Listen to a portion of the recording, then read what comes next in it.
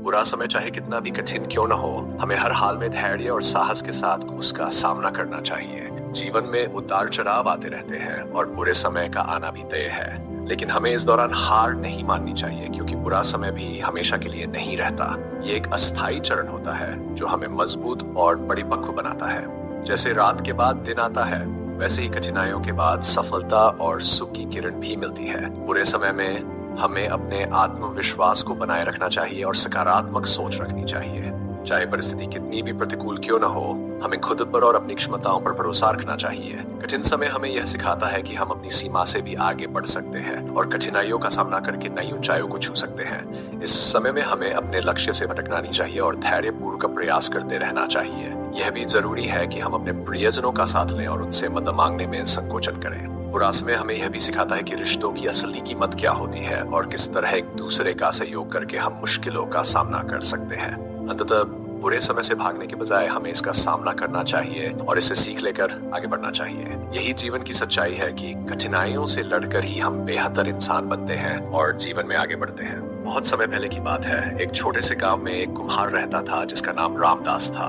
रामदास बेहद मेहनती और सरल व्यक्ति था जो मिट्टी के बर्तन बनाकर अपने परिवार का पालन पोषण करता था। उसके बनाए बर्तन इतने सुंदर और टिकाऊ होते थे कि लोग दूर दूर से आकर उससे बर्तन खरीदते थे। लेकिन कुछ समय से रामदास की जिंदगी में मुश्किलें आने लगी थी। उसकी मेहनत के बावजूद बर्तन टूट जाते थे, मिट्टी सही नहीं मिलती थी और कई बार तो बर्तन ठीक से पकते भी नहीं थे। एक दिन रामदास के बनाए हुए सभी बर्तन टूट गए। वह बुरी तरह से हताश हो गया। उसने सोचा, मैंने तो इतनी मेहनत की थी, फिर भी ये सब कैसे टूट गए। उसने मन ही मन ठान लिया कि अब वह कुम्हारी का काम छोड़ देगा। रामदास अपनी समस्याओं से परेशान होकर एक साधु के पास गया जो गांव के बाहर एक पेड़ के नीचे ध्यानमग्न बैठा रहता था।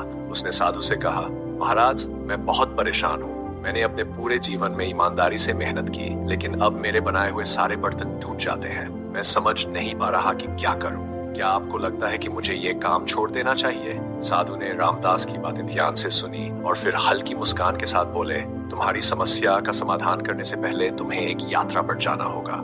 रामदास ने थोड़ा चौंक कर पूछा, किस तरह की यात्रा महाराज? साधु ने कहा, तुम्हें इस गांव से दूर एक पर्वत पर जाना होगा। उस पर्वत के शिखर पर एक छोटा सा मंदिर है। वहां तुम्हें कुछ समय बिताना होगा, तब जाकर तुम्हें तुम्हारी समस्या का समाधान मिलेगा।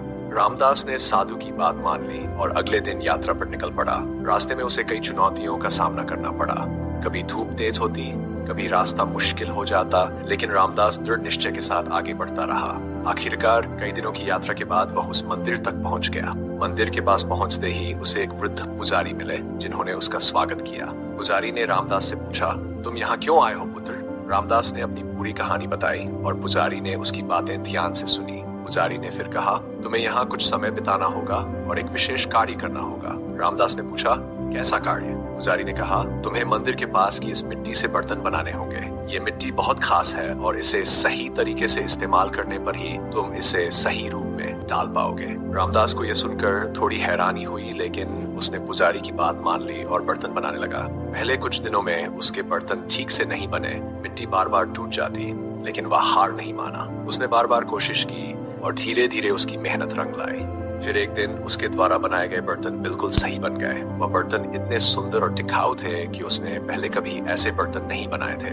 रामदास बहुत खुश हुआ। उसने पुजारी से कहा, मैंने आखिरकार सही तरीके से बर्तन बना लिए हैं, लेकिन महाराज, मुझे अब भी समझ नहीं आया कि इससे मेरी समस्या का समाधान कैसे होगा। पुजारी ने मुस्कुराते हुए कहा, पुत्र, तुमने इस मिट्टी से बर्तन बनाने की प्रक्रिया को देखा और सीखा है। जब तुम शुरुआत में बर्तन बना रहे थे तो मिट्टी बार बार टूट रही थी क्योंकि तुम उसे सही तरीके से नहीं समझ रहे थे। धीरे धीरे तुमने इस मिट्टी की प्रकृति को समझा और उसे सही आकार में डालने लगे। तुम्हारी समस्याएं भी इसी तरह है। जीवन में समस्याएं आना स्वाभाविक है, लेकिन उनका सही समाधान तभी मिलता है जब हम धैर्य और समझदारी से उन्हें हल करने का प्रयास करते हैं। रामदास ने सिर हिलाते हुए कहा, आप बिल्कुल सही कह रहे हैं। मैंने जीवन में भी कई बार जल्दबाजी की और धैर्य खो दिया। शायद इसीलिए मेरी समस्याएं और बढ़ गई। पुजारी ने आगे कहा, जीवन की हर समस्या का समाधान तुम्हारे भीतर ही होता है। तुम जितना उसे बाहरी चीजों में ढूंढने की कोशिश करोगे, उतना ही वह तुमसे दूर जाती रहेगी। जिस प्रकार तुमने इस मिट्टी को समझा, उसी तरह अपने जीवन की समस्याओं को भी समझने का प्रयास करो। कभी कभी समस्याओं का समाधान तुरंत नहीं मिलता, लेकिन यदि तुम धैर्यपूर्वक अपने प्रयास जारी रखोगे तो एक दिन अवश्य तुम्हें सफलता मिलेगी। रामदास ने पुजारी के चरणों में गिरकर आशीर्वाद लिया और फिर गांव वापस लौट आया। गांव लौटते ही उसने फिर से बर्तन बनाने का काम शुरू किया।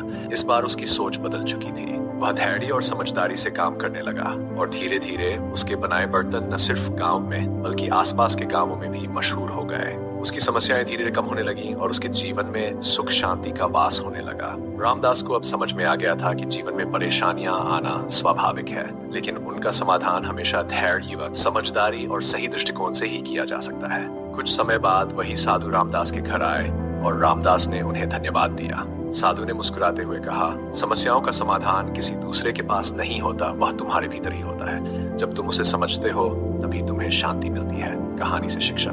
इस कहानी से हमें यह सीखने को मिलता है कि जीवन में समस्याएं आना स्वाभाविक है, लेकिन उनका समाधान धैर्य, समझदारी और सही दृष्टिकोण से ही किया जा सकता है। हम जितना जल्दी हार मान लेंगे उतनी तेजी से समस्याएं हमें घेर लेंगी। यदि हम धैर्यपूर्वक उनका सामना करेंगे तो वे धीरे धीरे खत्म हो जाएंगी। जीवन में सुख दुख का आना जाना लगा रहता है, लेकिन उन्हें